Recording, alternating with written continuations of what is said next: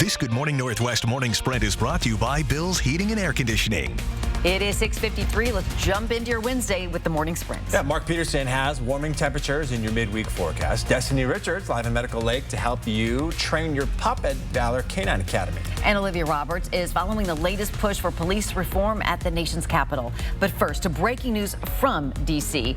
George Floyd's brother is one of a dozen people who will be called as witnesses today in a House Judiciary Committee hearing on police brutality.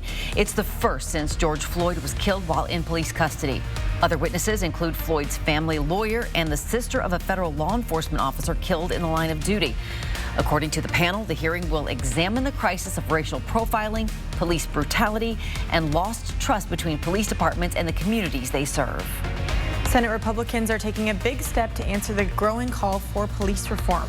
The GOP's plan comes just days after congressional Democrats unveiled their own proposal to combat police brutality. One of the changes Democrats are calling for is a ban on chokeholds, but that's a move Republican lawmakers don't agree with. South Carolina Senator Tim Scott has drafted a proposal that focuses more on accountability for uses of force, sharing officers' records, and recruiting officers who reflect the community. Scott and other lawmakers hope to get a bill on the Senate floor before their 4th of July break. Spokane Public Schools Board of Directors will meet today to discuss racial inequality in the classroom, and you can take part.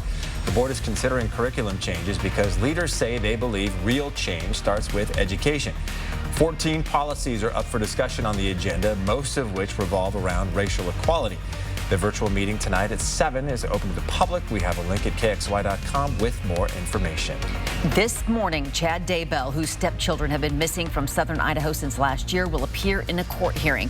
It'll be streamed live on YouTube. Authorities are investigating what they believe are human remains found on Daybell's property. Daybell and his wife Lori Vallow made headlines and gained notoriety when they ran off to Hawaii as police investigated the disappearance of Lori's children. 7-year-old JJ Vallow and 17-year-old Tylee Ryan were last seen alive nearly a year ago. Vallow and Daybell refused to tell police where the children were, and Vallow was arrested in March when she failed to safely bring the kids to police to prove they were okay. A search warrant was served at Daybell's home, and now authorities say they found human remains buried on the property. Daybell was arrested and booked into jail yesterday. Vallow's third husband and Daybell's wife both died shortly before those two were married.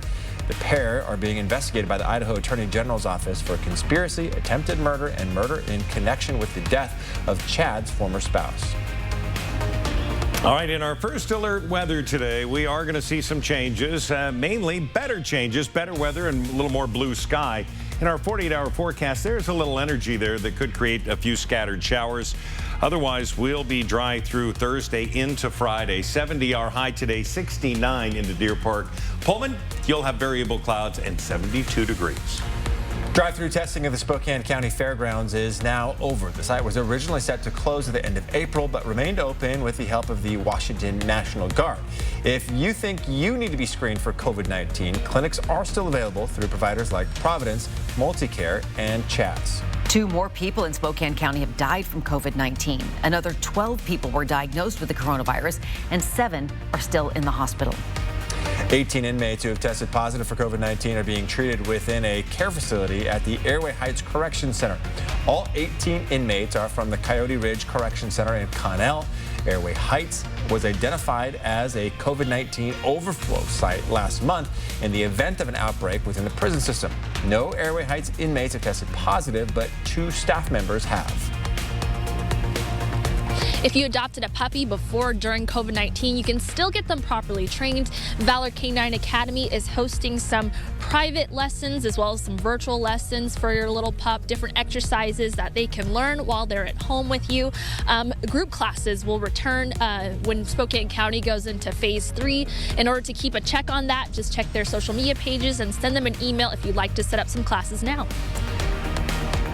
Coming up on GMA, Dr. Anthony Fauci is speaking on Good Morning America. The nation's top infectious diseases expert says the World Health Organization was not correct in suggesting the spread of COVID-19 from an asymptomatic person to an uninfected person is very rare. The organization tried to clarify comments the next day by saying asymptomatic spread is a major unknown right now. Hear his response on GMA.